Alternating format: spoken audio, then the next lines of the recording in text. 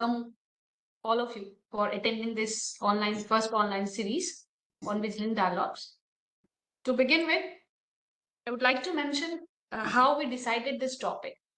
Uh, so we discussed about the topic which would be relevant for all the officers, and it is very important to reach out to the officers because there are small issues wherein we do not know how to handle it. And accordingly, we thought that it would be a good way keeping it online and reaching out to people. Not to mention that, as all of you are aware, that vigilance plays a very crucial role in ensuring transparency, integrity, and accountability with customs and GST departments. Vigilant mechanism help in preventing corruption, which ensures fair and lawful trade practices and tax compliance. And it is also very important for upholding the rule of law, promoting good governance, and ensuring the efficient and effective administration of custom duties collection processes in India. Considering this in mind, vigilance has been roped in with the capacity building to ensure that public resources are used effectively and responsibly. Also, I would like to mention that Honorable Member and Special Secretary Shri Alok Shukla, in his recent communications, has stressed on the need for timely completion and submission of pension papers by CBIC formations and expeditious finalisation of pending disciplinary proceedings, resolution of outstanding service-related matters. So, also considering this background, NACIN Mumbai started its new initiative titled the Vigilance Dialogues. This will be 1.5 hour session wherein you can, in the last 15 minutes, if you have any questions, as Meena has already told, you can raise your hand or you can put in the chat box, which will be addressed by our principal ADG. And the timing is 11:30 to 1. This session is aimed to foster a culture of continuous learning and improvement within vigilance organization as well within the officers. Today's topic is, as told by Meena already, complaint handling and preliminary investigation. The faculty for today is Shri Prabhat Kumar, our principal ADG NACIN Mumbai. Just to introduce sir, everyone knows sir very well, but just for the introduction of him, sir is a 1994 IRS batch officer and has been on deputation to Central Vigilance Commission as director, which is the apex integrity institute in the country. He has also worked as a chief vigilance officer in PSUs and DGOV North Zone for 2 years. He has continuously worked in vigilance department for 9 years and has varied experience in conducting preliminary investigation, preparation of charge sheet, charge memo, and conducting disciplinary proceedings. Sir is an eminent speaker on vigilance and anti-corruption matters and has delivered talks in more than 100 PSUs in government departments and on forums like CII and OECD. We are privileged to have such an esteemed faculty for today's session, and I am sure that sir's experience will be benefiting everyone. With these words and not taking much time, I welcome sir and request sir to kindly commence the session. Thank you.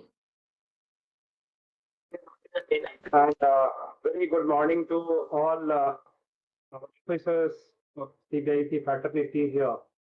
So as explained by Jyoti that the basics, like how we thought about it, was the letter from the member in this regard, and NACIN Mumbai felt that there is a kind of a knowledge gap which exists in the vigilance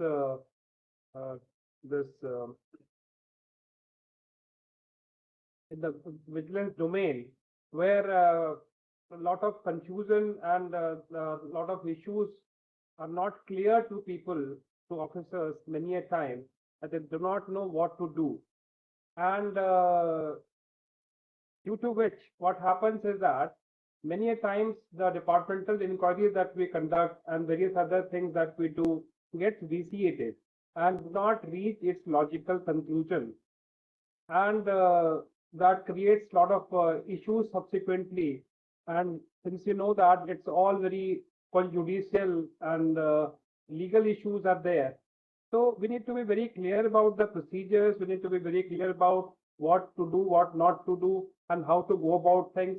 And that is why we decided from NACIN Mumbai that let us start a kind of a weekly series called the Vigilance Dialogue, wherein we will be discussing about various aspects of vigilance administration and how to go about the departmental proceedings and all that.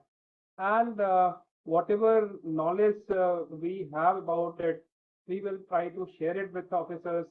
And we will also call in experts sometime, like people who have already worked in the Central Vigilance Commission and other places, and CBI, other places who have got the relevant experience in the matters. So in the weekly series, we will keep on inviting even other officers from the different domains so that they can also come and share their experiences and share their knowledge with all our officers. So before I start the series, we have decided that every week we will be keeping one basic theme and we will talk about that.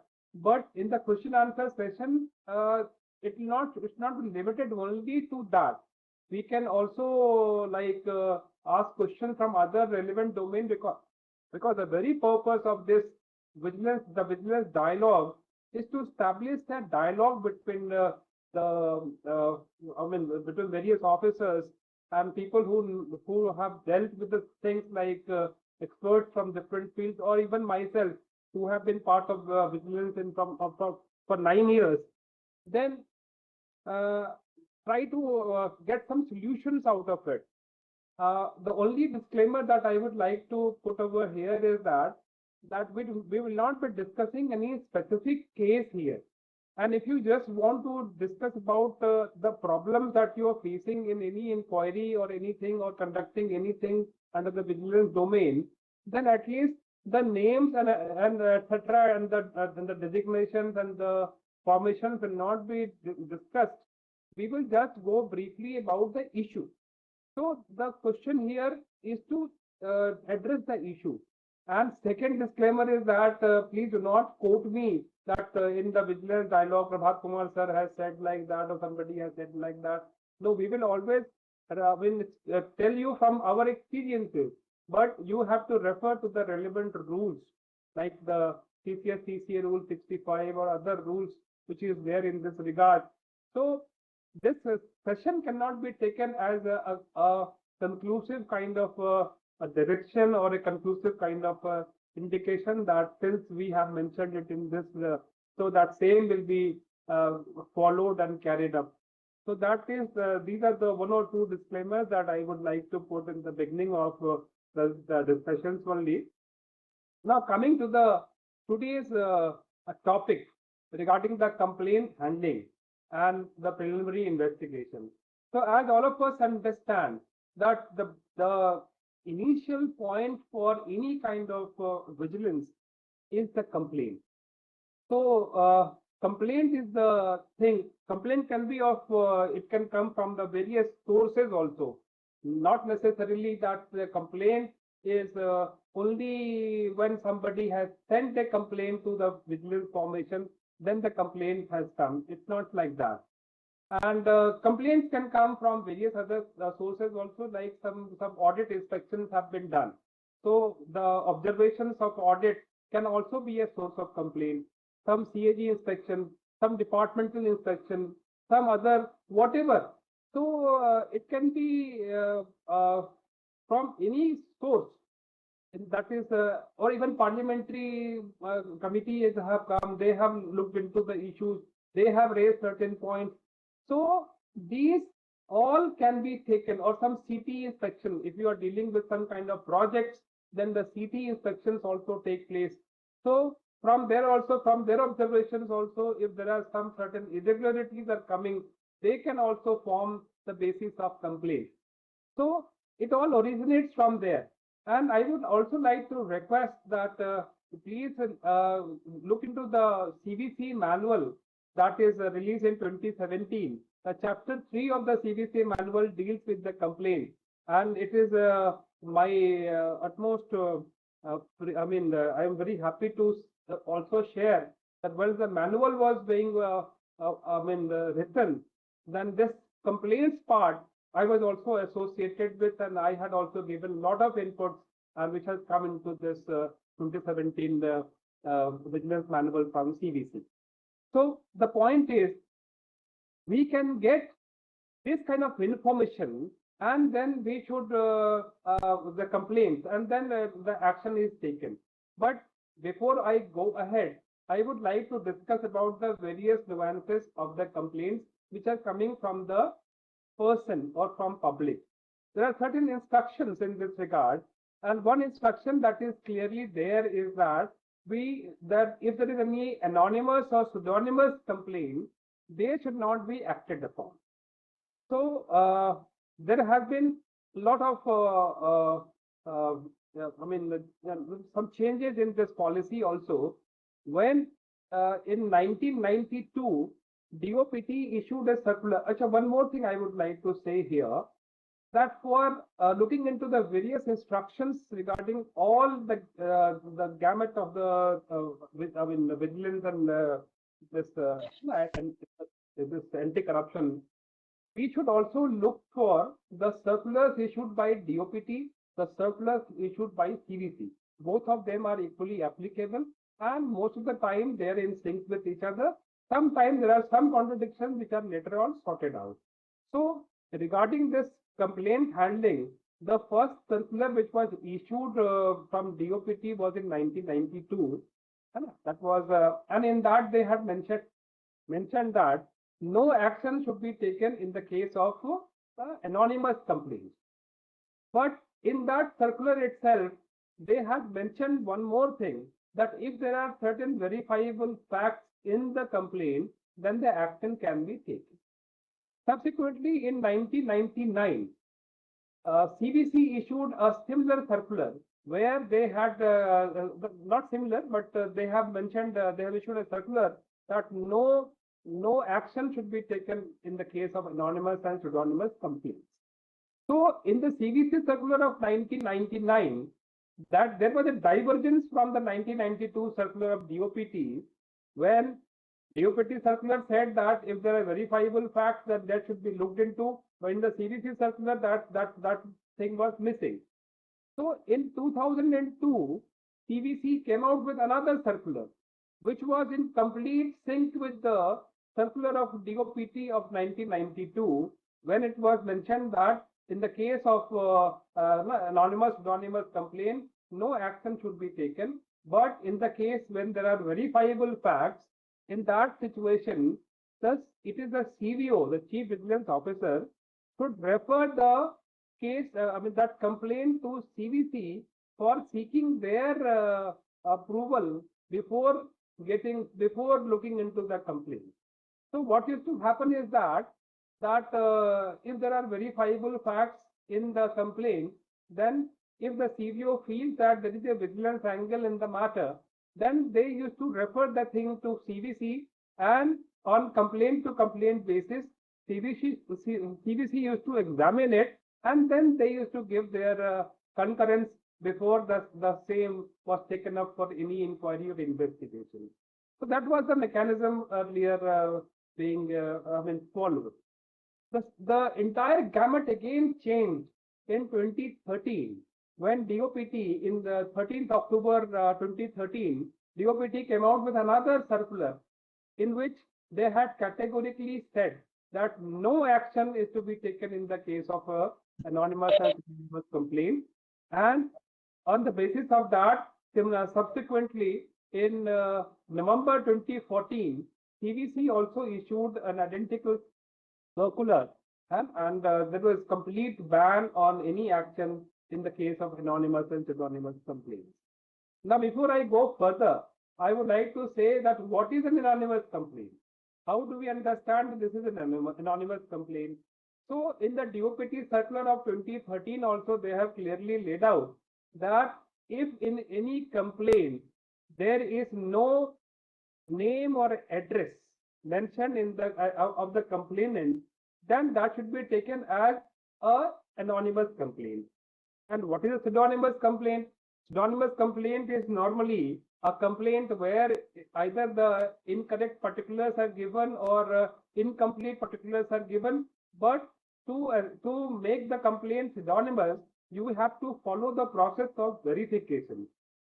So what happens is that whenever the complaint is taken for any kind of inquiry, or if it is not filed, then there is a process of inquiry.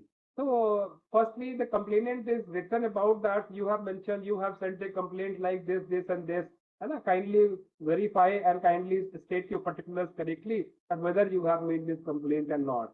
So 15 days time is granted for the complainant to respond for it.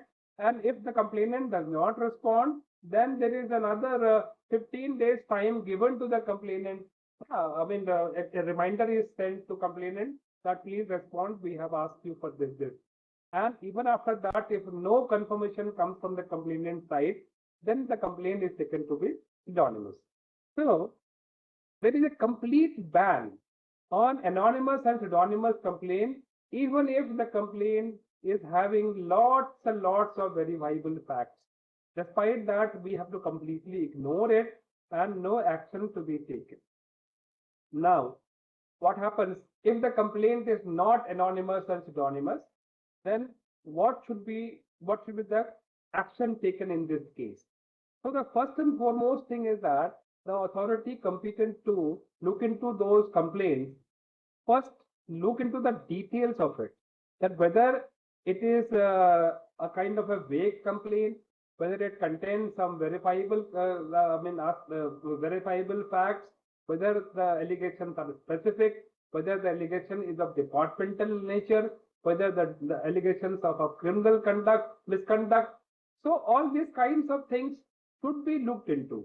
Like, I would like to share my experience as director in Central Vigilance Commission. We were like the sections that we were looking into. Every day I used to look into 30 to 40 complaints every day. So then we have to decide that whether what action is required in this case. So if the allegations were pertaining, vague and not complete, or just generalized informations were mentioned that certain such person is indulging into bribery, but no other things have been mentioned there, that when did he take the bribe, who has paid the bribe, what is the quantum of bribe, what is the job he has done for that. So there are no specifics. There are no evidences also. Suppose the person would have enclosed some kind of note sheet, some kind of other documentary evidence, some kind of other issues that certain such person has favored such person in such a manner. So there are evidences linked. So when it is completely without any kind of specificity, without any kind of details given in that, then the option that is there is to file the complaint, whether it is from coming from anybody. So then that is fine. But if after reading the complaint, you are able to make head and tail out of it, and you are able to understand that this complaint is having the potential that if it is investigated properly, it may result into some kind of disciplinary action or some kind of criminal action in the matter, then according to that only it should be decided, or action should be taken. Like in the case in CBC, our yardstick used to be that if the complaint is having a criminal misconduct element, like if it is talking about the disproportionate asset, and they have given a long list of properties or other documents that was proving that there is, and there are details available which can prove the disproportionate assets issue, or there are talks about the bribery, or there are talks about favors given to certain parties with due to bribe and all that. So if it contained the allegations regarding the criminal misconduct like bribery and disproportionate assets, then the general instructions were to send it to CBI for further investigation, for conducting an investigation on the matter. So then we used to put it up to the commission, and the commission, there are, as you know, there are 3-membered commission. One is the Central Vigilance Commissioner, one is the Vigilance Commissioner, the 2 Vigilance Commissioners. So the Central Vigilance Commission runs on the majority of the, this thing. If two members are agreeing on one point, then there is a majority. So the normal practice is the file will go to the Vigilance Commissioner. If he says, yes, let us conduct investigation, then it will go to the Central Vigilance Commissioner.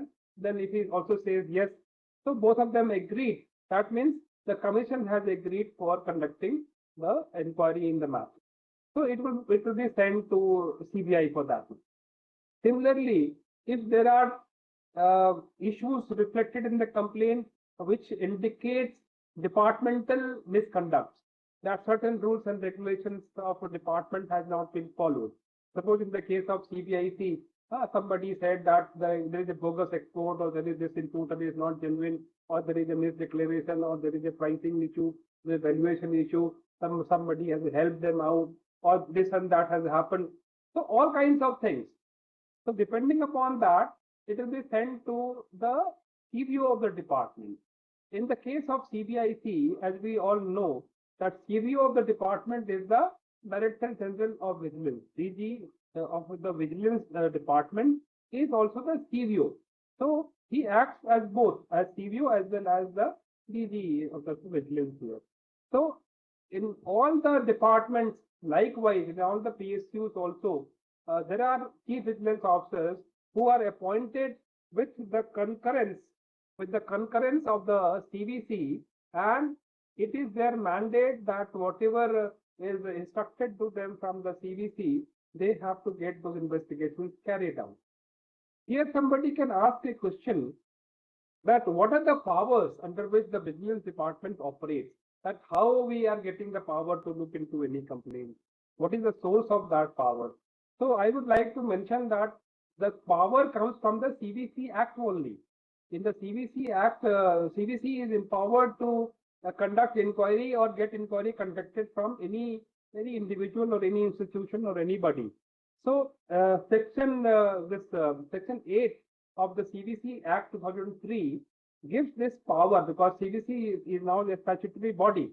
So when the CVC is asking the CVO to conduct an inquiry, so then in that situation, the power has come from the CVC Act itself, and then on acting upon that power, we are conducting the inquiries here. Then somebody, there is a confusion that what is an inquiry and what is an investigation. So the simple reply to that is, whenever any inquiry is done with police powers, it is called investigation. So that is why it is Central Bureau of Investigation. And if the vigilance is doing any inquiry, then it will be inquiry only, it will not be investigation.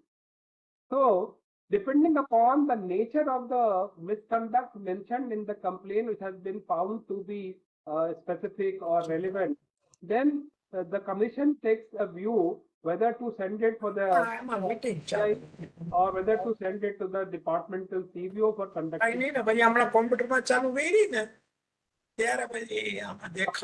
Kamlesh bhai, I will request you to mute yourself. Yeah. Kamlesh bhai, please mute yourself. So the issue is that secondly, one more thing I would like to mention, that whenever the complaint is regarding a junior officer, normally speaking, what happens is that commission has only kept Group A officers or certain officers of the PSU or the public sector banks to whose files go to CVC for the first stage advice and other consultation. Rest of the consultation they have delegated to the concerned departmental CVOs. So if there is a complaint, suppose we talk about CBIC. So in the case of Group A officers, all the if suppose there is any kind of first stage advice to be taken, then it will be going to CVC for that advice. And if there is a complaint regarding a Group A officer and CVC has sent it to the department for inquiry of that complaint, then the inquiry report has to be sent to CVC in that manner. But suppose the complaint is regarding a superintendent level officer or an appraising officer level officer. In that case, since if they are not Group A officer, the CBC is not expecting any inquiry report in that matter. So if there is a specific complaint against superintendent or an appraising level officer, then CBC sends that complaint to the concerned CVO, departmental CVO, that is DG Vigilance, for conducting inquiry and taking necessary action. So they will just send it for necessary action to our department. In those cases, CBC is not expecting any report to be sent back to the commission. So then it is DG Vigilance here who needs to get the complaint inquired into by the zonal vigilance setups. And because the headquarters do not conduct any investigations and inquiries these days, it is being delegated to given to the concerned zonal vigilance units who have officers trained or whose mandate is to conduct inquiries and then seek appropriate advices in those matters. So there are complaints which is filed, there are complaints which is sent for investigation, there are complaints sent for necessary action, there are complaints where even if the department has sent some kind of report to the CBC, then when after examining it, some further inquiry is needed or some further inputs are needed, then CBC sends it back again to the department for getting that further input in the matter. So this is how the complaint handling is normally done. Then now once the complaints are taken for investigation by the CVO and by CBI, suppose CBI, we all know what is their process and how do they go into it. I don't want to delve more into it until unless somebody will ask me a specific question on that, on some particular aspect of it. Then coming back to the departmental inquiries. So all of us know it very well that we are expert department in making show cause notices, because inquiry is not unknown to us.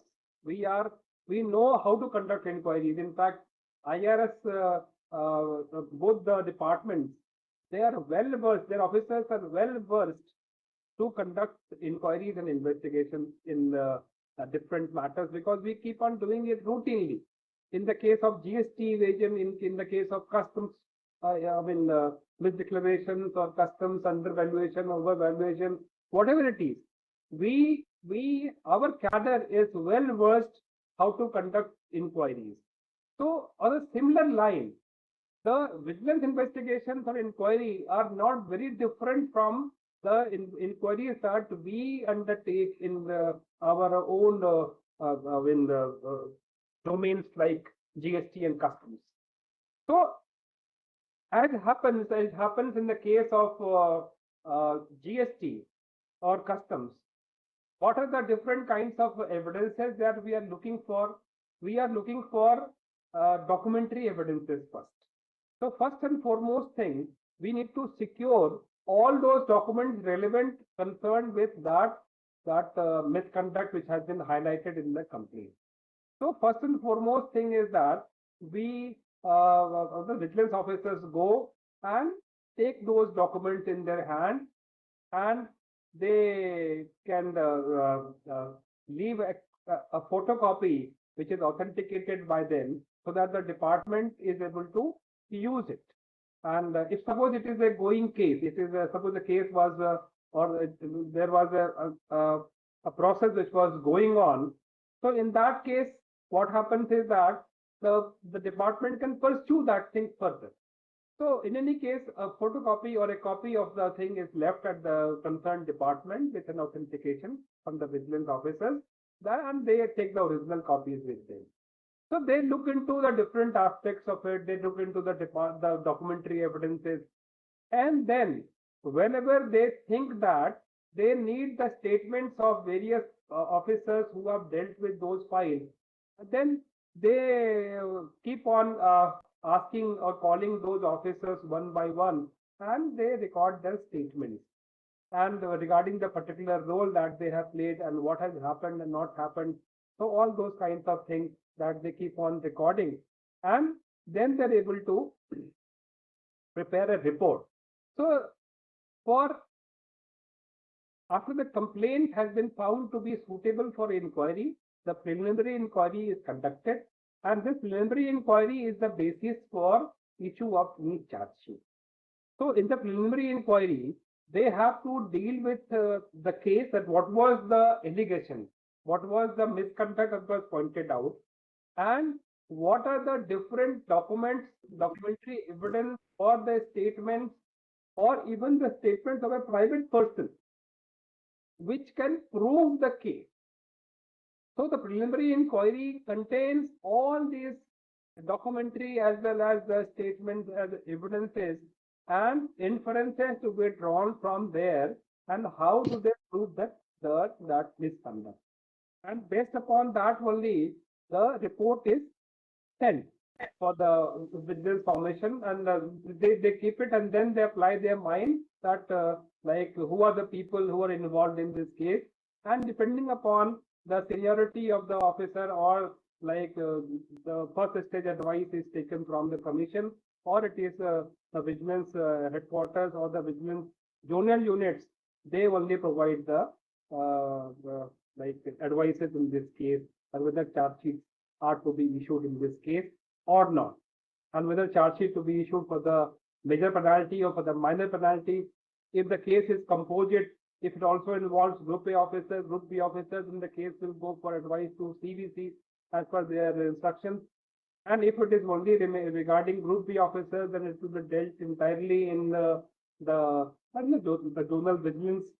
If the officers are only Group A officers, then the case will go to CBIC in that.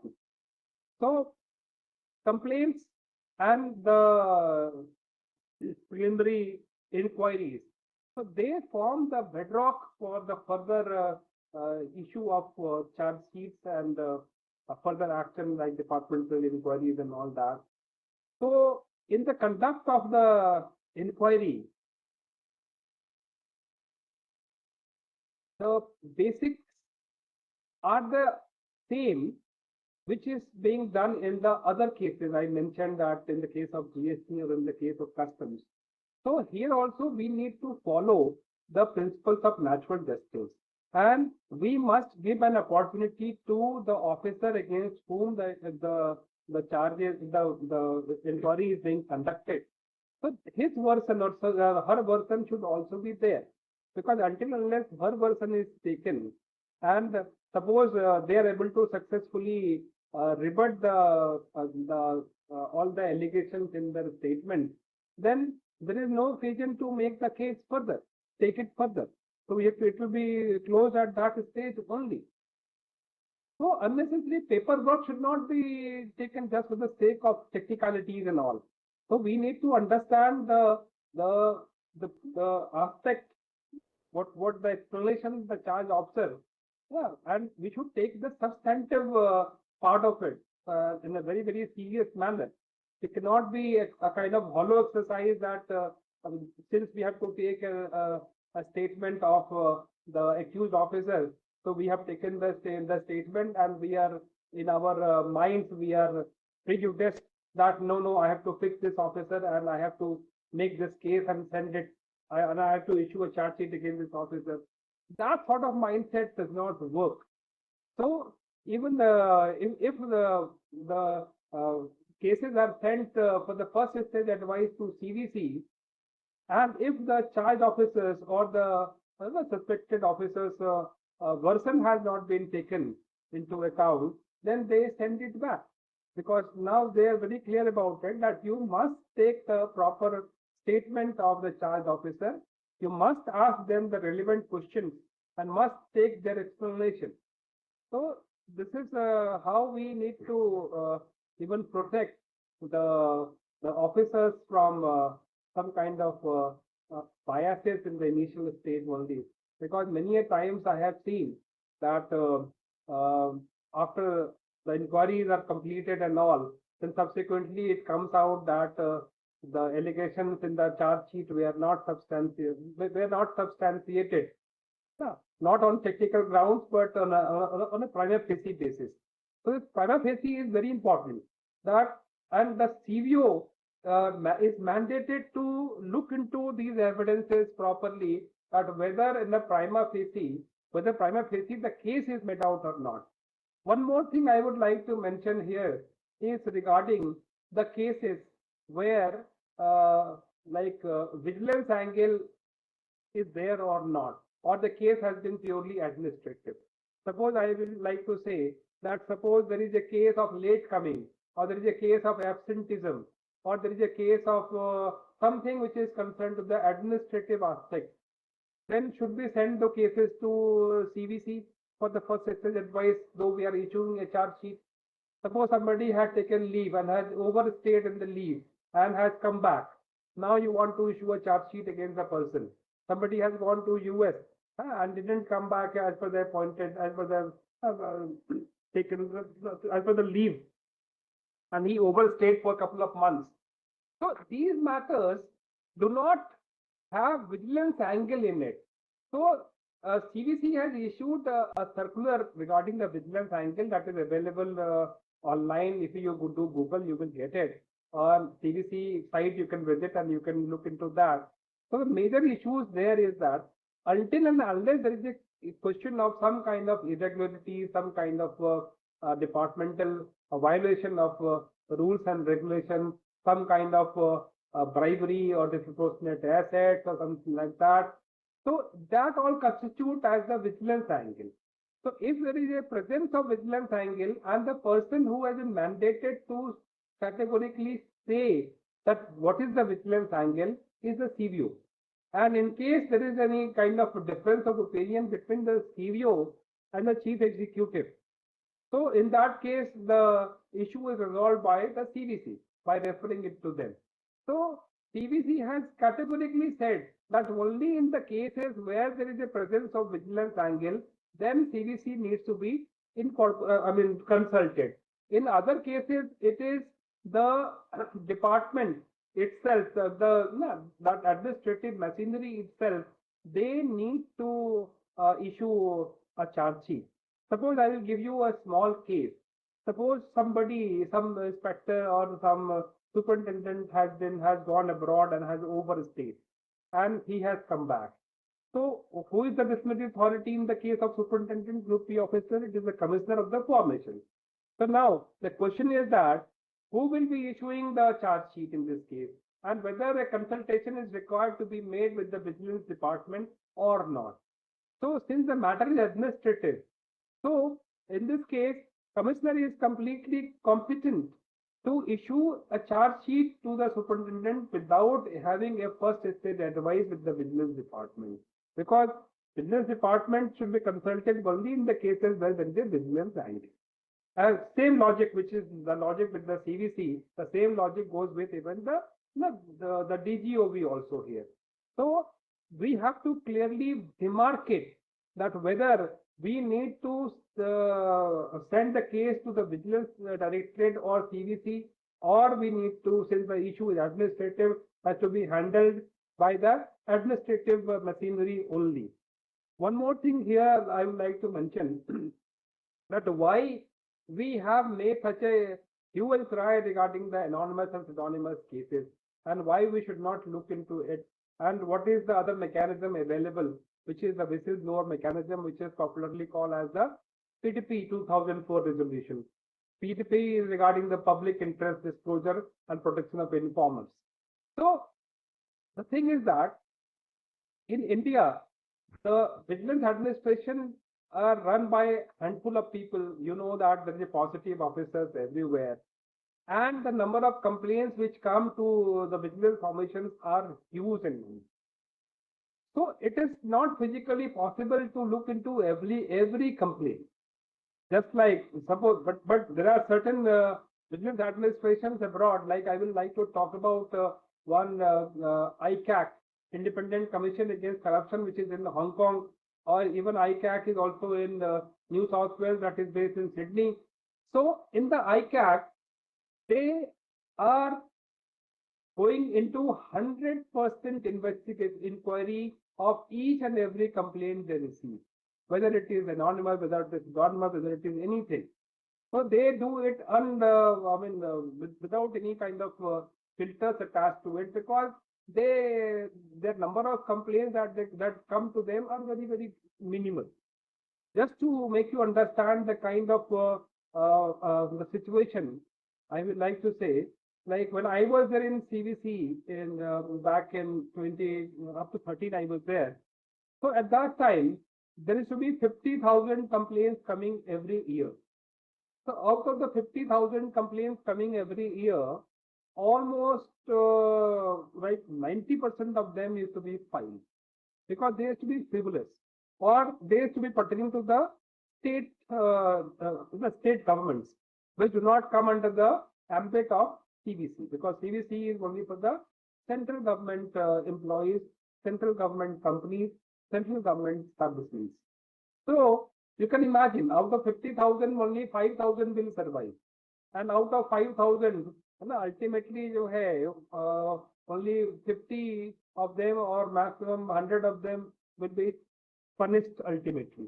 That was a situation, that was a scenario that we had looked into. So coming to the point, so in some vigilance administrations abroad, they are going for 100% verification in all inquiries because they have a limited number of complaints. But in the case of India, in case of India, the complaints are huge, huge number of complaints because I just mentioned the complaint coming to CVC. Equal number of complaints keep on coming to other vigilance administrations. And what happens is that it has been seen that whenever there was somebody going to be elevated to some senior positions, a lot of complaints start coming against the person. In our department also, somebody is going to become a member, chairman, chief commissioner. You see how many complaints come against the person here. So there are so many vested interests operating. And as you all see, that we are always in the kind of risk management mode. You see in the case of GST, you see in the case of customs, we have adopted the risk management mode. So here also, if we are putting our resources to investigate or inquire into every complaint, I don't think so we will be able to see through the day. It will be completely difficult and we have to have very huge machinery to really look into each and every complaint. So then certain kind of risk-based management has to be adopted here also. And one of the thing is that now if there is anything pseudonymous, anonymous, and there is no accountability by the person who has made the complaint, then it should be filed. And especially after, when suppose earlier what used to happen is that for the sake of like getting victimized in the department, the lower officers or the senior officers were not in a position to write their names. So now CBC has given this option of PDP. PDP is there. Even the Whistleblower Act has been passed, but because of certain amendments which is pending, it has not been implemented yet. But PDP is still there. This resolution came in 2004 after the death of the murder of Satyendra Dubey, who was an officer of the Indian Oil, and then he had sent a complaint to CVC at that time. But since that time, you have to mention the complaint. He must have sent to other places also. So the people came to know about it that he is a person complaining against the entire operation. So then they targeted him and killed him. So for the protection of the informer or for protection of such kind of officers, CVC came out with a PDP resolution in which the person can hide their, they can, although when they make a complaint, they will have to mention their name separately. But when the complaint is sent for investigation, their names are kept under their names are masked so that nobody is able to know their names. So the process of the PDP I would like to mention is very simple. You will have to send a complaint on which on the outer cover there are two covers. There is inside envelope and there is an outside envelope.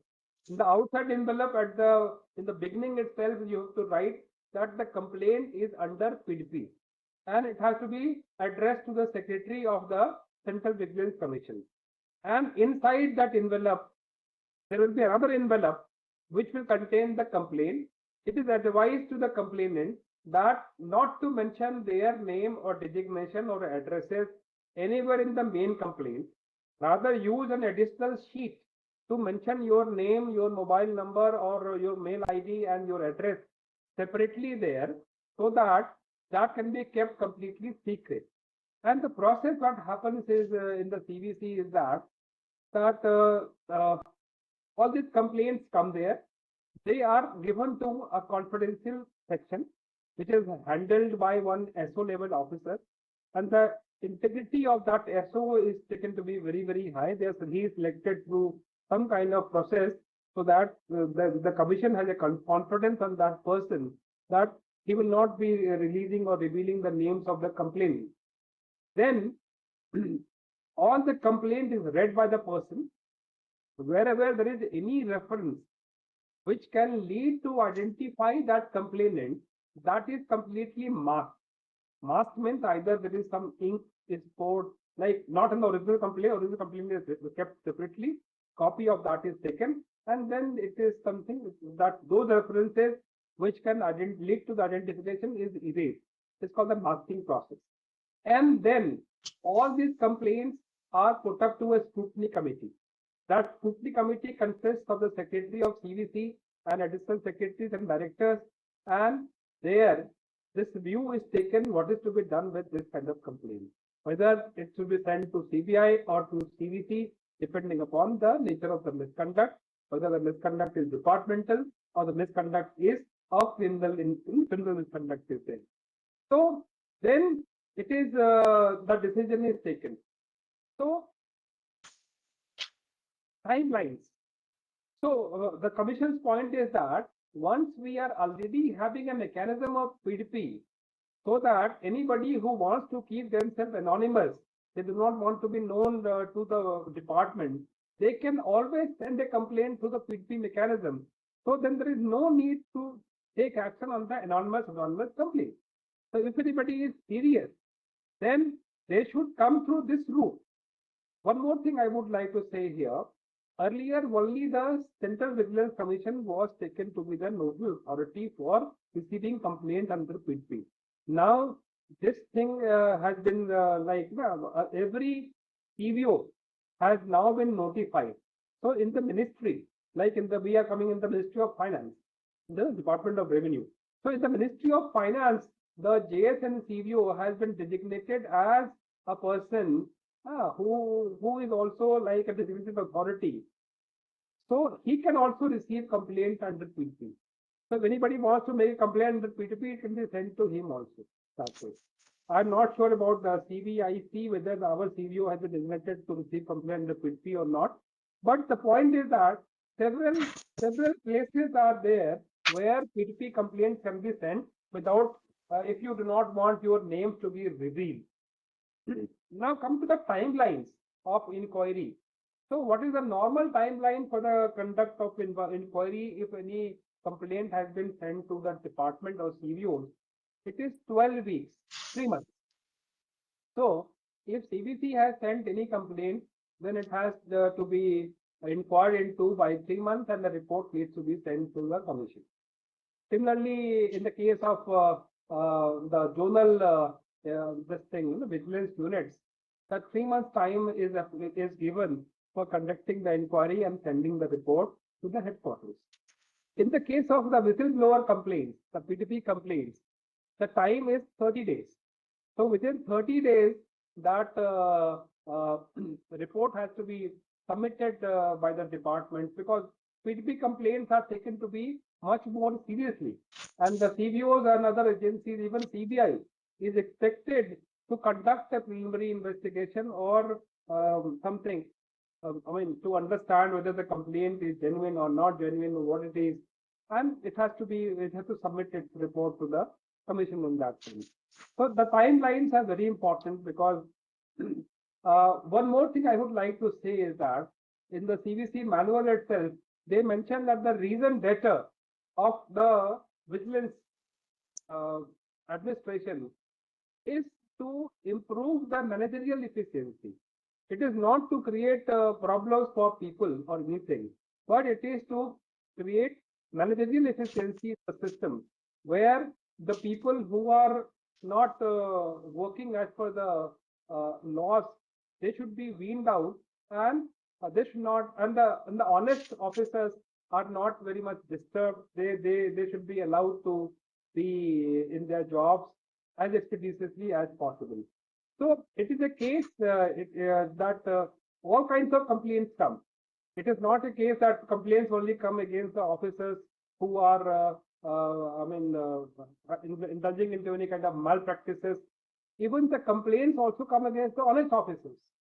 So somebody has not been doing your job, somebody has not, whatever expecting, they have not fulfilled your expectations. So perhaps people will complain against the person. We have seen it routinely in the case of the GST or Customs. If there is an honest officer and not going by the not accepting working in a normal not giving help to people who intended some kind of some cases to be done in a particular manner.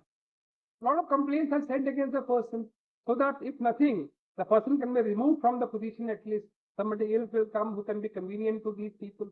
So all kinds of tricks of the trade are played in the department everywhere. So the vigilance needs to work in such a fashion that such kind of scenario can be eliminated, and the efficiency of the systems can be taken up and can go up. So now I think I would like to invite some questions from, because I don't want to go on a monologue. And as I mentioned in the beginning of my session itself, that we are keeping one or two topics for the sake of a flow of that session, but the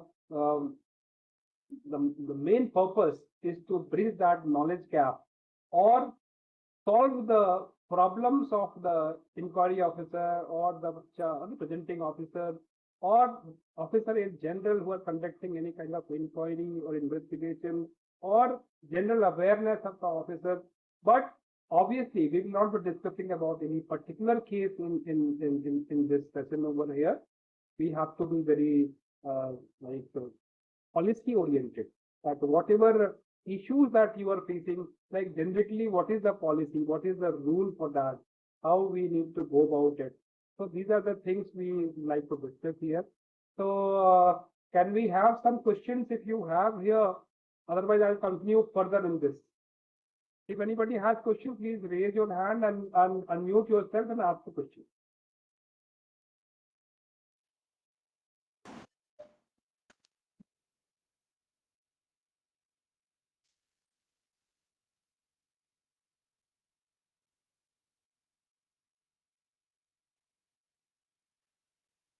Anyone having question here?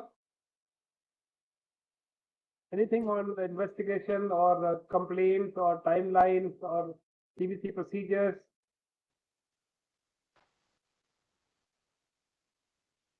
Participants, you may please ask any of your queries or any clarifications you need to sort.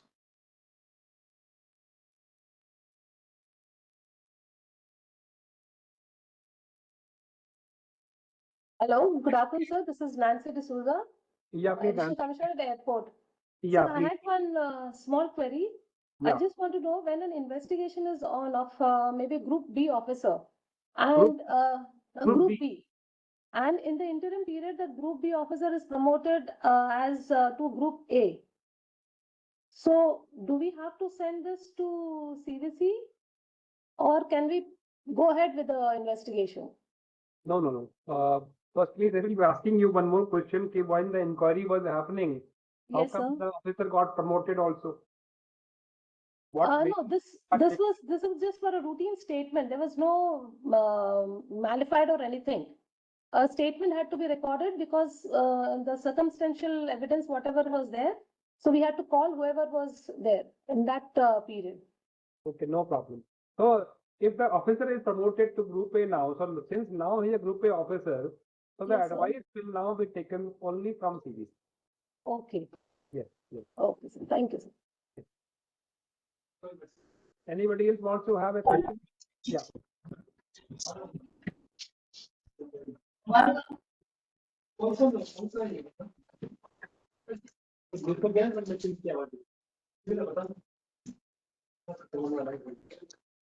हे अभिषेक ये बंद हो गया लगता है.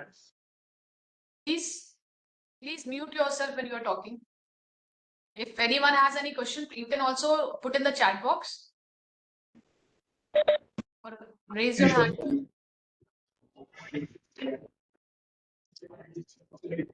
Yes, Ravinder, please tell me. Ravinder Kumar has raised a hand. Hello, good afternoon, sir. Ravinder Kumar from Gandhinagar Commissionerate, Vigilance Section. Sir, my question is whether preliminary inquiry and actual inquiry both are different? See, I think you are confusing between the departmental inquiry and the preliminary inquiry. Is it like that? Yes. Yeah. Yes. So yes, it's a very good question. This is the confusion among the people's mind. So what happens, Ravinder, is that before any charge sheet is issued to any officer, the vigilance department is expected to conduct a preliminary inquiry and gather all the evidences, take all the statements, and should come to a conclusion that prima facie there is a case of a misconduct here by such and such officer, and based on that preliminary inquiry only a charge sheet is issued. Okay, so before issuing of the charge sheet, this preliminary inquiry must be conducted, and I mentioned earlier also that even the suspected officer's version should also be taken, and then it is to be referred to either the CBC if they are Group A officer, or to DG Vigilance headquarters, or wherever, or the zonal units, wherever it is Group B, Group C officers, and then only a charge sheet is issued. Now, once a charge sheet is issued, then if the charge sheet is issued for the major penalty, that means under Rule 14 of CCA rule, then in that case, you need to do a full-fledged departmental inquiry. So, preliminary inquiry is done by the Vigilance Department. Departmental inquiry will be taken by the inquiring authority by appointing a presenting officer. So, you understand the difference now? Ravinder? Hello, sir. I exactly got your point. Sir, one more doubt if you allow me, sir. Sir, is there any difference between the word inquiry and enquiry? There is a word IN and there is another word EN. Sir, both are same or different, sir? Yes. So normally in the case of this departmental inquiry, we use the letter E, inquiry, and in the normal preliminary inquiry and all that, we use the word I, inquiry. So the exact difference I will not be able to tell you right now. Let me come back to you on this. Okay. Okay, Next. sir. Okay. Next. Sir, one more thing. Is there any moral turpitude word is there? Is it defined anywhere in the? Moral turpitude you can see in the Webster dictionary or in the dictionary. If whenever there is somebody's conduct is like that, which is against the accepted norms, okay, then that is called the moral turpitude. So it is not defined anywhere in the CCA rule or anywhere like that, but it is defined in the dictionary, which we take directly from there. Yeah. Okay. Thank you, sir. Thank you. Next, please. Anyone else? Good afternoon, sir.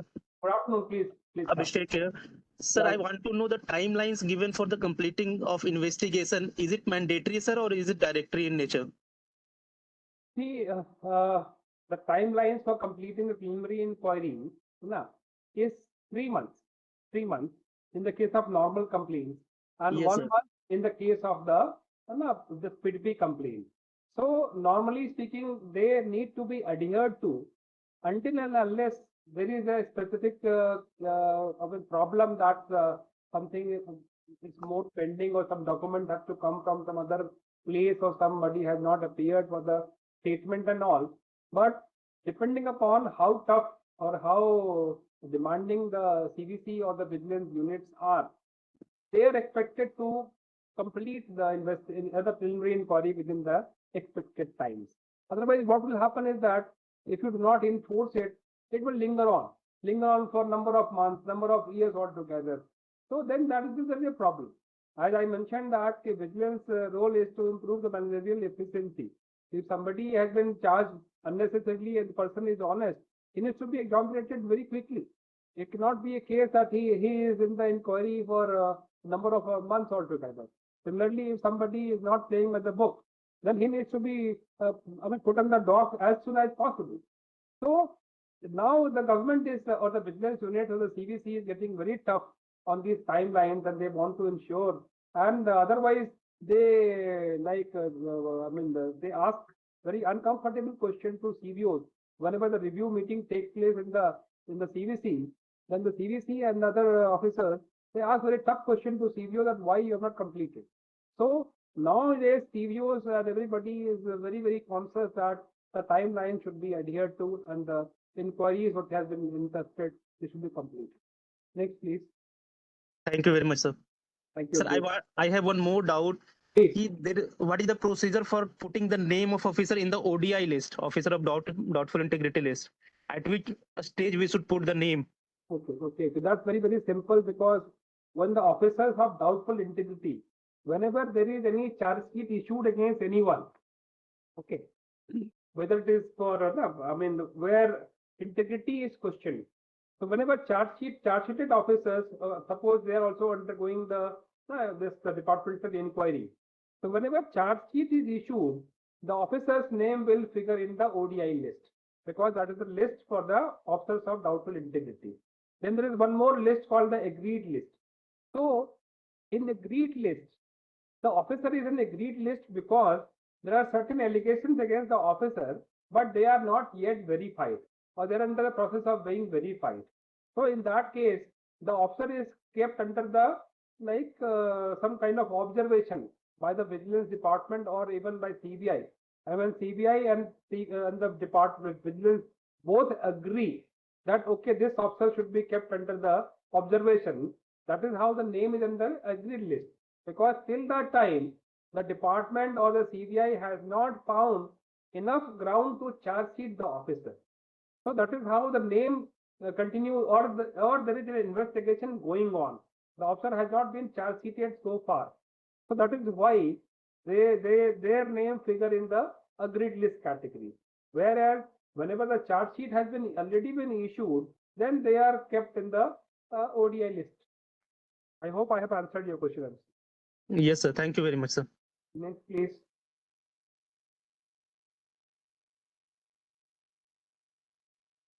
Anybody wants to ask questions right now?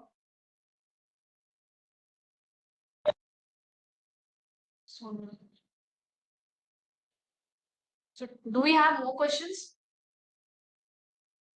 Sir, someone has posted, I'll just read it out. What is the time period for initiating departmental inquiry in case of retired officers? Yeah. So in the case of retired officer, the time period is 4 years from the date of misconduct. So I will just explain to you how is it. Like suppose a misconduct happens.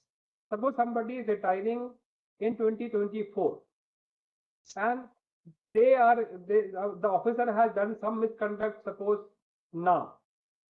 So even if he retires in the month of June this year in 24, the department will have a time up to 4 years hence. So up to 2028 they can be charge sheeted. But suppose the officer has done some misconduct in 2019. So if the officer has done some misconduct in 2019 and he has retired in 2024, so already more than 5 years from the date of misconduct already happened. So the moment the officer retires, no charge sheet can be issued against the officer. One more thing I would like to distinguish here, that there are two kinds of charge sheet for the minor penalty and for the major penalty. The minor penalty charge sheet cannot be issued to an officer if he has retired. The minor penalty can be issued only to the officer who are yet to retire. Okay, but the major penalty charge sheet can be issued. So you do not want to disturb an officer until unless something major has happened, or he has done some big kind of scam or some major misconduct has happened. So, so in the case of retired officer, one of the major penalty proceedings can be initiated, and that too within the 4 years from the date of misconduct. So as I mentioned to you, you need to ascertain what was the date of misconduct, and from there 4 years. If the 4 years has already ended before his retirement, you can't do anything. But let me tell you one thing. Suppose the officer is retiring, then if he is put under suspension, so then in that case, despite the fact that he is retired, the person, the action can be taken against that officer. But again, that 4-year thing will remain. That's a time barring clause in the case of retirement. Next, please. One more question in the chat box. Please differentiate between censure and warning along with minor and major penalty by Alok Awasthi. Right. Alok, the issue is that what is warning and what is censure. So as you know the penalties, if you see the CCA rule, the penalties are covered in Rule 11. So there are 10 penalties, 5 penalty in the minor penalty, 5 in the major penalty category.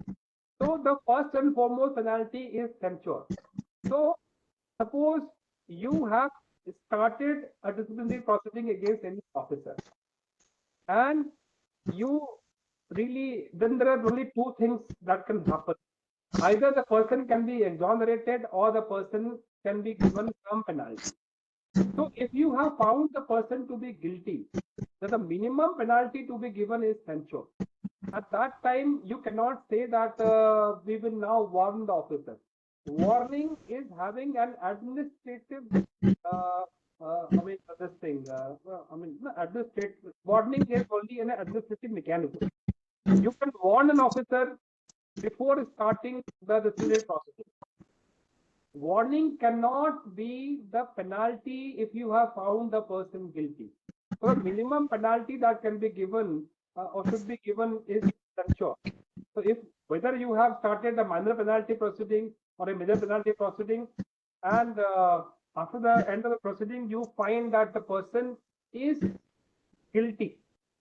So if it is a minor penalty and person is guilty, and but the guilty the misconduct is not so grave. It is definitely a misconduct, but it is not so grave which can take to the higher penalty. So then at least censure. Even in the case of major penalty also, you found that you have issued a charge sheet having 3 to 4 articles of charges, and ultimately all the 3-4 are not proved, but only very partly proved 1 or 2 charges, which are very minor in nature. And then you understand that it will be sufficient to issue censure in this case. So then you need to issue censure.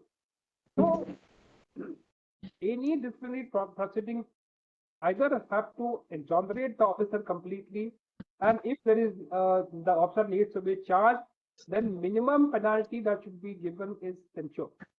You cannot say that I'll put warning. So I think I have explained sufficiently that warning is having administrative connotations, whereas the censure is having a penalty basis. Next, please.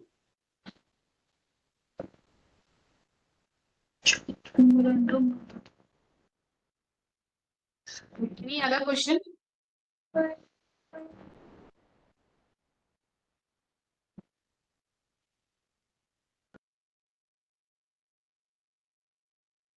Okay, if there are no question, let me just go a little further in the details, because a lot of you have asked several questions. So let us cover some part of even charge sheet today. So as we discussed about the charge sheet penalties. So as I mentioned to you that there are 2 kinds of penalties, minor and major. The penalties are covered in Rule 11 of the CCA rules.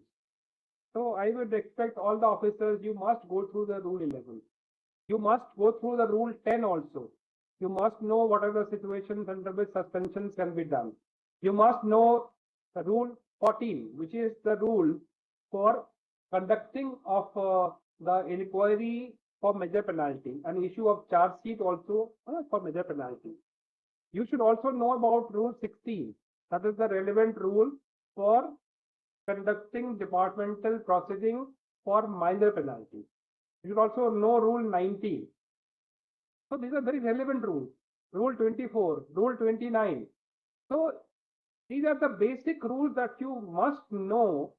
Firstly, Rule 10, Rule 11, Rule 14, Rule 16, Rule 19, Rule 24, and Rule 29. So if you know these many rules clearly, then at least you will understand. Achha, one more thing I would like to mention here, that now even I Got Karmayogi portal is also having a course on inquiry, how to conduct departmental inquiries. And anybody who has been made an inquiring authority nowadays for conducting the departmental proceedings, departmental inquiries, they are mandated to complete that course. This has been a recent direction from DOPT. So please, all of you, please make a note of this, that this course should be undertaken by the people who have been made the inquiring authority. So I will request that all the people who are either POs or IOs or whatever. So if you want to know more about how to conduct the departmental inquiries, you must enroll and complete this course under the this I Got Community platform. So basics, let us discuss basics. Any major penalty charge sheet has got 4 parts. Let's be very clear about it. 4 parts of a major penalty charge. So if anything is issued in Rule 14, there will be 4 parts into it. What are the 4 parts? First part is Annexure 1, that is the articles of charge.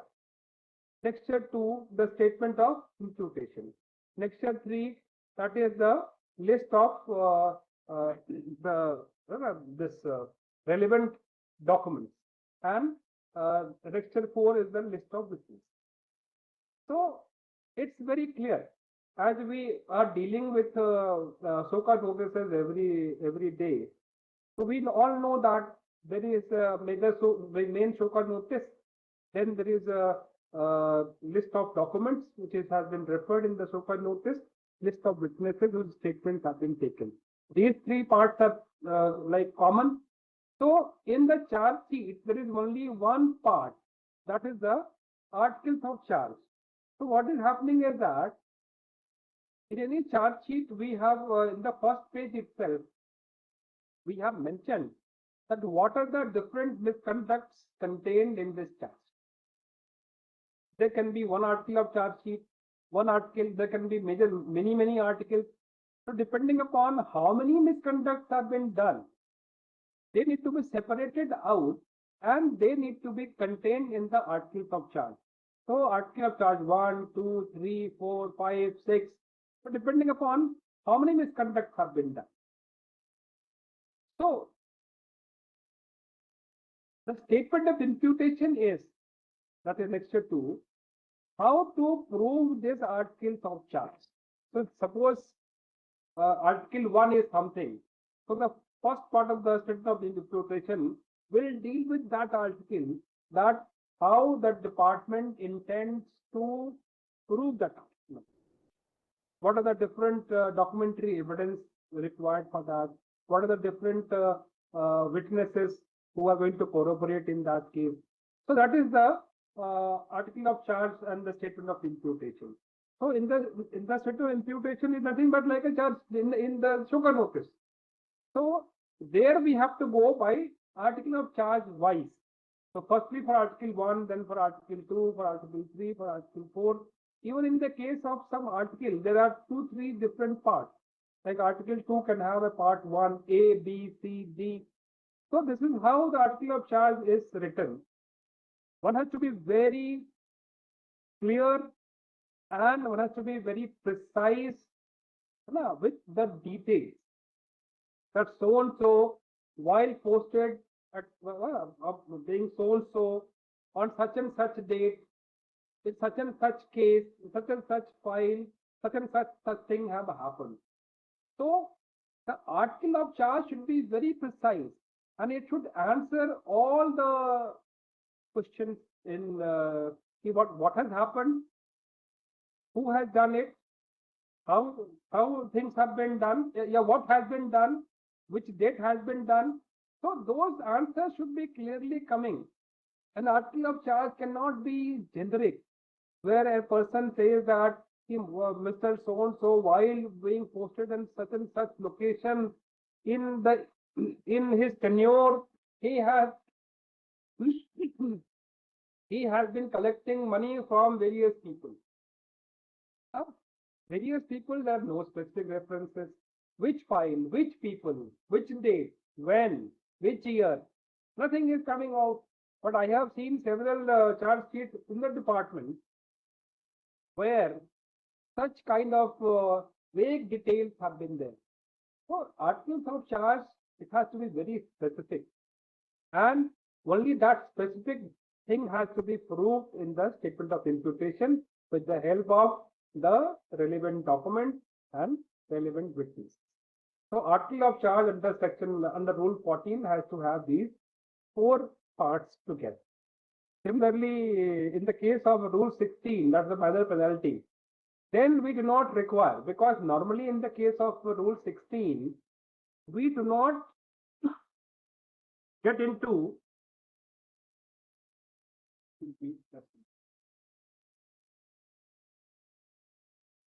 in the case of minor penalty, we do not conduct an extended departmental proceeding like what we do in the case of the major penalty. Because major penalty, the allegations are very, very serious in nature, and the penalties are also very stiff. As I mentioned to you in article in rule 11, there are 10 penalties, 5 in the minor penalty, 5 in the major penalty. In the major penalty, the last 3 penalties are very, very stiff because they deal with the compulsory retirement, removal, and dismissal from service. So, or in the beginning, they can also demote a person from a senior position to a lower position. So since the penalties are very serious in nature, so we need to give opportunity to the charge officer to defend them properly. As you all know that the civil servants are working under the, Article 311. I will request all the officers who are part of this session, you must see what is contained in Article 311 and 311(1), 311(2). Both these articles are very important for all civil servants. And as you all know, that departmental proceedings are conducted on the principles of natural justice. There are 2 principles of natural justice. Number 1 principle is nemo causa judex. That means nobody can be a judge in their own case. The second principle of natural justice is that audi alteram partem. That means hear the other side. So the departmental proceedings are woven around these principles of natural justice, where we need to hear the other side, because if we are imposing stiff penalties on the officer and we have not given him enough opportunity to defend himself or herself, then it will be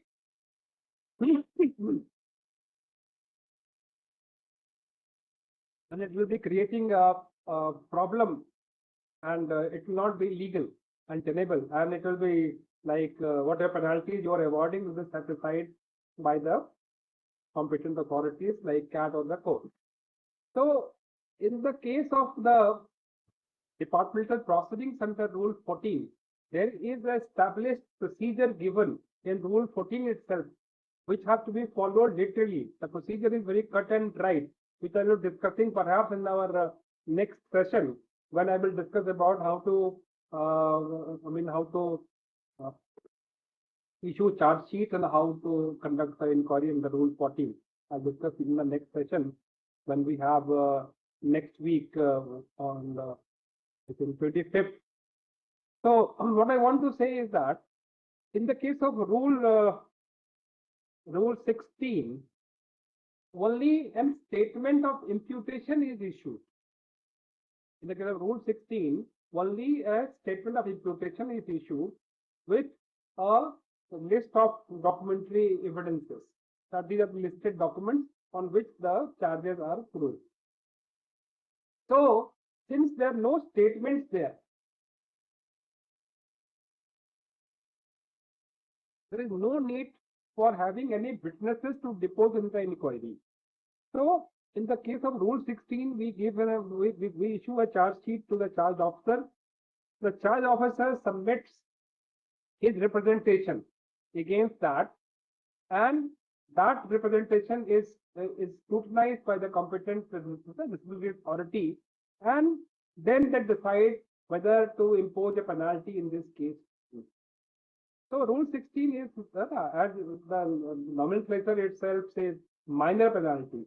So it's minor in nature, because the maximum that you can do is to the penalty at 4. At 4, because there are 5 penalty. I said 1, 2, 3, 4. 3 has got 2 parts, A and B, and then the penalty 4. So you can basically stop the increment of the person for a year, 1 increment for less than 3 years. So this is kind of thing. So we must see these rules to understand the implications very clearly. Rule 14 and Rule 16. Rule 14, that is why we need to adhere to all the procedures correctly, because if the procedures are not followed, then the CAT and the courts, then they can just simply say that the entire proceeding has been vitiated, and a lot of effort of all our officers come to standstill or become zero. So I need to this effort of the vigilance dialogue is to create that awareness among our officers also, so that we do not fall prey to such kind of issues, so that all of our efforts do not come to a zero or a zipper, because we have not followed the procedures clearly. And if there are any more questions here, I can take, or otherwise we'll conclude in another 5-10 minutes. So I just want to leave that time to people if you want to ask more questions. Anyone?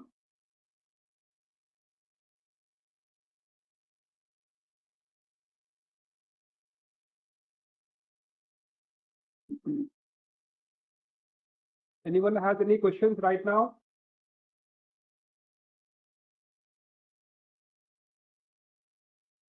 I think, sir, no one is having any question. Okay. So let me just conclude in another 5 minutes. So vigilance, as I mentioned, is a very, very serious business, and it is meant for improving the department's efficiencies. All its procedures mostly are quasi-judicial in nature, like departmental proceedings and everything are quasi-judicial in nature, imposing of penalties and all, which can be challenged in the CAT or in the higher courts by filing a writ petition. So we need to do proper diligence, and documentation has to be proper, so that these challenges can be met very, very well.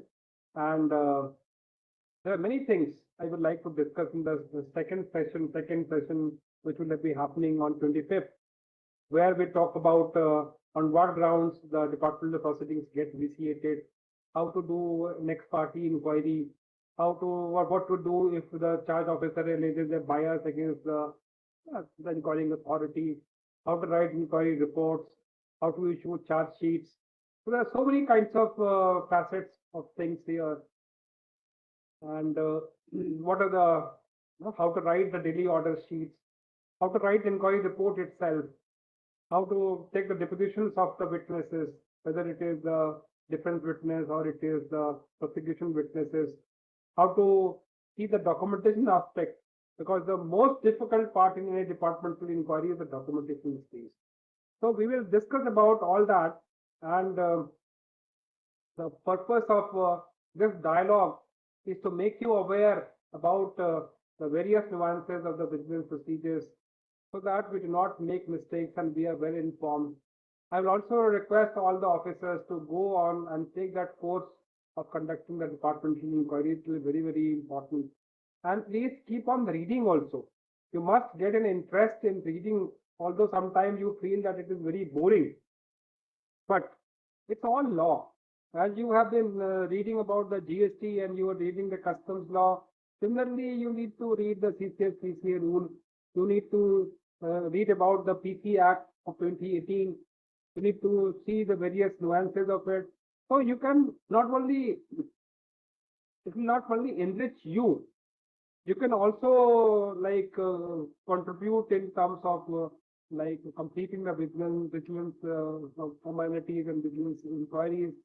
And also you help your friends who have got caught into any kind of vigilance issue, so that if they are caught unnecessarily, they will know their rights and what kind of difference that they should make.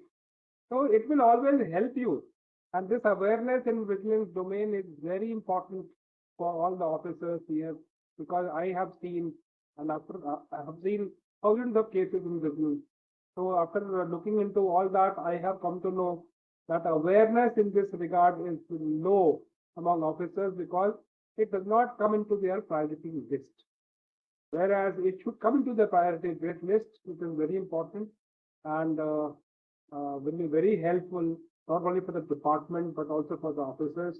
And also, you can help your friend, as I said, that they can become the defense assistant and you can help those officers also.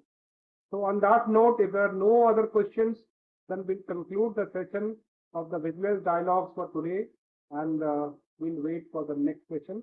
If anybody has any questions right now also, they can ask. Or Jyoti, you can conclude now. Yes, sir. I think, sir, there are no more questions. As sir has already said that if anyone has any question, they can also mail it to us so that we can take it and get back to you. So I would like to thank Principal ADG NACIN Mumbai for initiating such a wonderful session, making small things clear to the officers, which we always wanted to have the clarity of, especially related to vigilance matters. So thank you, sir, for such an question. There's one question from yes, sir. Yes, sir. One more question. So before I conclude, yes, whether inquiry officer is supposed to confirm the charge in the charge memo or they can take independent decision? That's a very good question. If inquiring authority is mandated to prove charge, then why does need to conduct an inquiry? Question is this always. So independent, he has to take an independent view, and he needs to look into. He should look into the various evidences brought before him, so that he can take a conclusive view whether charges are proved or not proved. Hello. He is an independent person to Hello. look into the charges. Please mute yourself. Good afternoon, sir. With your permission, I would like to ask a question. One second, sir is replying to officer. Let him complete, then you can ask. I think that I'm already completed. Now Okay. Anybody else? Yeah. Yes, go ahead. Please, Anand Chauhan, I think you want to ask. Good afternoon, ma'am. I would like to ask on Anand Chauhan sir's behalf. We are in the same section and right now sitting together only. Please go ahead. Am I audible? Yes. Good afternoon, sir. Sir, I would like to ask one question, that in case of complaints like domestic violence or dowry kind of cases which we receive in our section regarding some Group B officer, what is the course of action that is needed to be taken in such kind of cases? Very good question. Very good question. The issue is, these are like criminal cases. Okay. Can vigilance come into that? Question is this. Because the competent authority to conduct inquiry or investigation in these cases is police. So until and unless the police has submitted the report. Suppose some FIR has been made in the police station, and police has issued some kind of investigation report where our officer has been like found guilty. And police has already filed a case before the competent court in this regard. So the vigilance directorate's job starts from there. Until and unless, because it is not, the vigilance is not competent to look into the issues of domestic violence. What you can do there? Nothing. So until and unless police has issued, police has initiated an inquiry and they have concluded that our officer has been found guilty. Suppose there is a case of the allegation of, what I can say, stealing against an officer. So until unless police says that there has been, the officer has stole something from a shop or some other place, you can't issue a charge sheet to the person. The moment you receive an investigation report from police, then the vigilance role starts. Similarly, there was a case where it was a case of bigamy.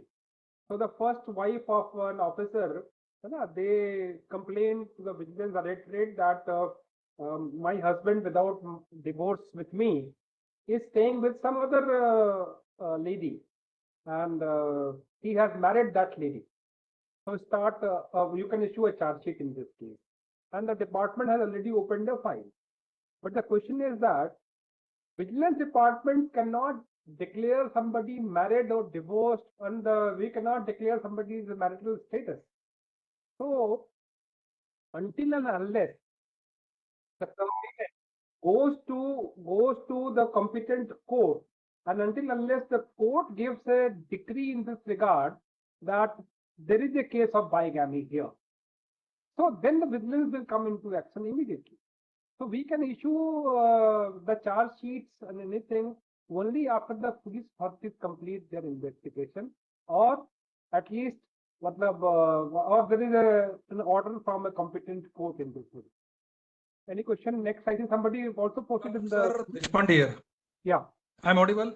Sir, yes. I want to ask only one question regarding when inquiry officer conducted full-fledged inquiry, all witnesses are given the evidence before the inquiry officer, everything be there. After that, inquiry officer submitted his report that charges have not been proved. Right. Despite that, the disciplinary authority sent in disagreement note, and they're imposing the penalty. If the disciplinary authority want to impose the penalty anyhow, then they conducting the entire inquiry and spending more than 4 or 5 years. It's not materialized. See, there are powers of the disciplinary authority. Okay. I'm not disputing, sir. Your sir, lordship, sorry, sir, regarding the power of the disciplinary authority.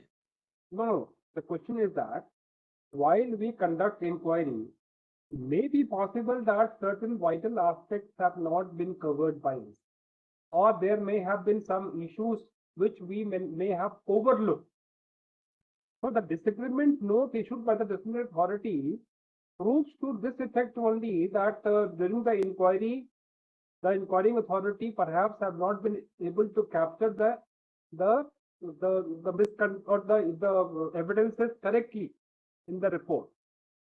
And in any case, even if the disciplinary authority has issued any penalty, it is subject to appeal or revision, or they can go to the competent court and CAT.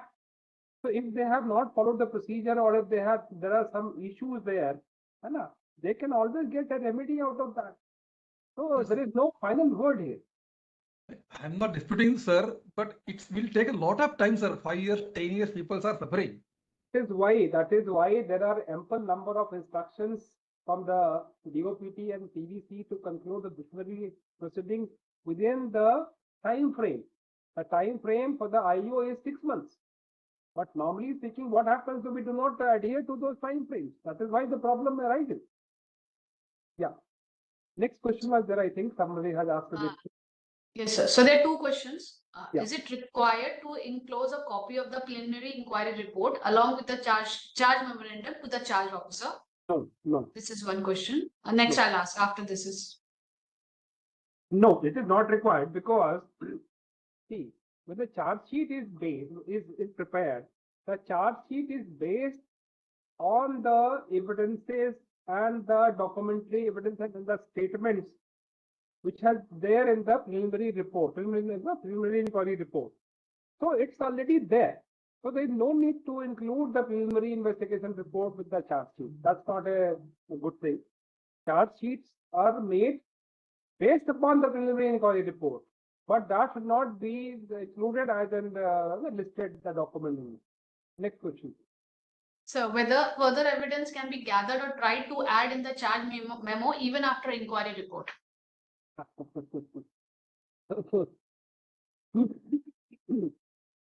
I would like to know, I'll ask the officer whether in the show cause notice, when you issue a show cause notice, how many times you again issue a show cause notice to the same officer after the same has been adjudicated. The way show cause notice is sacrosanct, similarly the charge memorandums are sacrosanct. You cannot add or delete anything after you have issued a charge memo to an officer. Only the inquiring authority, while the prosecution is presenting its evidences before the inquiring authority, and it is felt that there is some inherent lacuna left in proving the charge because certain documents have not been included or certain evidences have not been produced. In that case, the inquiring authority can allow the presenting officer to include even those evidences and give a chance to the charge officer to defend. This is possible only till the time when presenting officer is still putting up the case of prosecution. Once the case of defense starts, then PO cannot be allowed to include any evidence in this regard. So after the inquiry report, forget about anything else. This is possible only when there is an inherent lacuna, and that too when the presenting officer is still presenting his case and the defense case has not started. So, no question. So we have another question. So when vigilance inquiry is under process, can we provide documents or data under RTI to the applicant? Okay. So that's a very, very good question. So normally speaking, no, because the case is under investigation and RTI Act also exempts this kind of information to be given to the charge officer or any officer that way, because it will completely vitiate the entire inquiry. So there are certain situations when when the entire departmental proceedings are completed, penalty awarded, then only certain documents are given to the charge officer in the RTI. There are several case laws regarding that, and the commission and other departments have been following the same consistently. Next question. So, can the vigilance charge sheet be based on oral statements of the trade private persons as evidences? See, they can definitely be based upon that, but not entirely, because there has to be some documentary evidence. You see, there are three kinds of evidence. First is the primary evidence, second is secondary evidence, third is the tertiary evidence. So, well, I mean, statements of private person or departmental person does not make a distinction. There is no distinction on that. Both can come, both can be taken. But at least the issue, there has to be some documentary evidence. Only in such situations where it is said that there is no documentary evidence available because the officer has burned down all the files concerned. So when there is no documentary evidence only, then the case can be based on the secondary and tertiary evidences, which is in form of evidences like the statements or other things.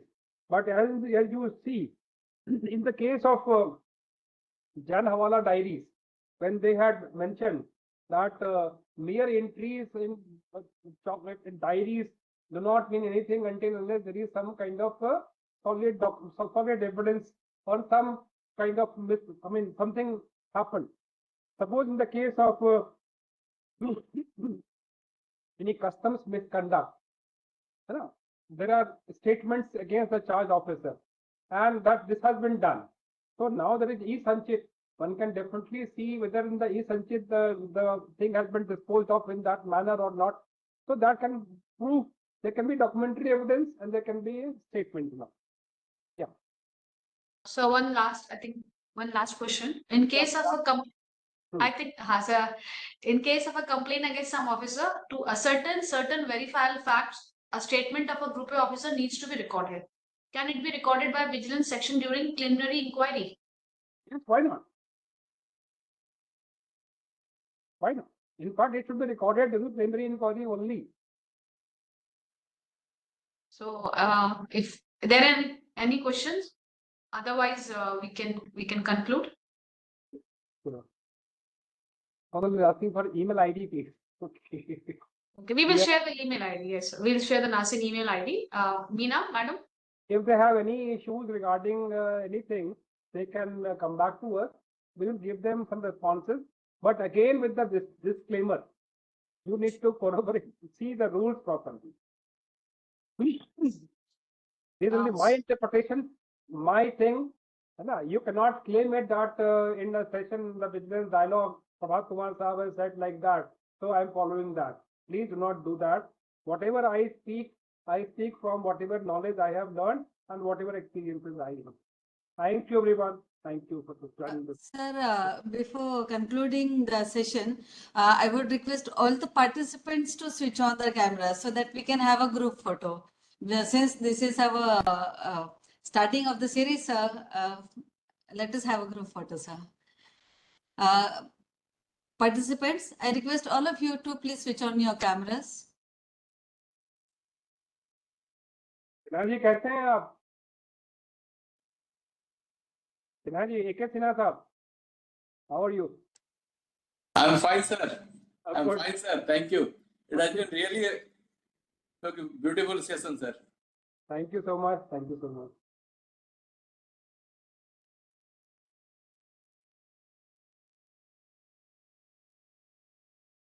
There are still many to switch on their cameras.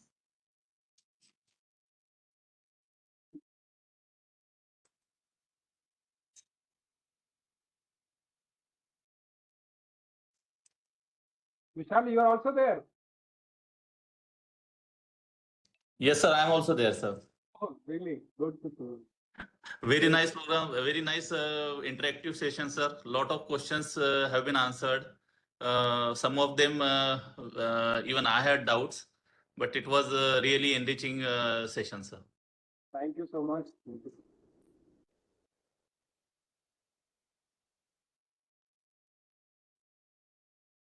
May I request a few more participants to please switch on the cameras?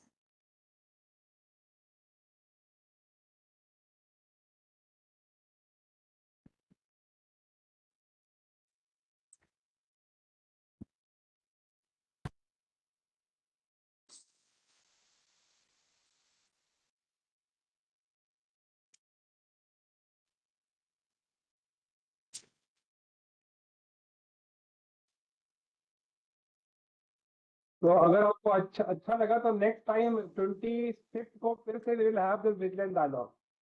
And I also like to invite some other experts also, but first couple of sessions I will take, then I will call the experts. ठीक है विशाल? Yes, sir, sure, sir. It will be very beneficial for all the officers. Lot of issues regarding vigilance, sir, vigilance inquiries. So these sessions like this, they will be very useful for all the officers, especially those who are either presenting officer or inquiry officer. Thank you. Yes.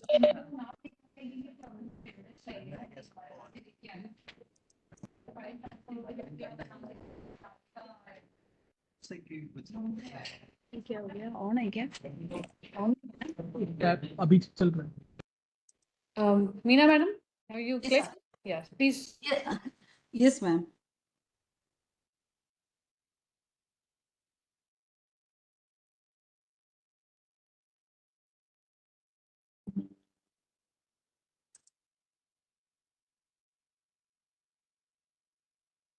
Thank you very much, sir. Thank you very much, ma'am.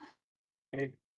Thank you. Have a good day, everyone. Thank you so much. Thank you, sir, Thank and you, sir. thank participants for logging in time. And as sir said, we'll come out with another session on Tuesday. Thank you. Thank you, everyone. Thank you, sir. Thank you, sir. Thank you. Thank you, sir. Thank you, sir. Thank you, sir.